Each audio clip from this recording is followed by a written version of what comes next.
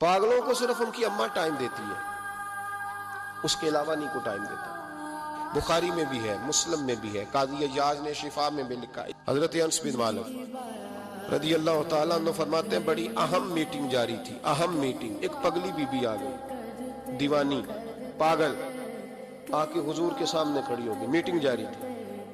पागलों को सिर्फ उनकी अम्मा टाइम देती है, उसके अलावा नहीं को टाइम देता। मैंने देखा है माँ अब नॉर्मल बच्चे को भी कई कई घंटे संभालती है, बल्कि जिंदगी उसके साथ बिता देती है। 22-22 साल के बच्चे के पैम्पर अम्मा बदलती, सिवाय माँ के, वो भी अल्लाह अगर तौफीक दे तो, वरना कोई करीब नहीं आता। महबूब रहमत सल्लल्लाहु अलैहि वसल्लम के सामने पगली औरत, फिर जहन पे जोर देना। देखा है कभी पागलों को टाइम देता?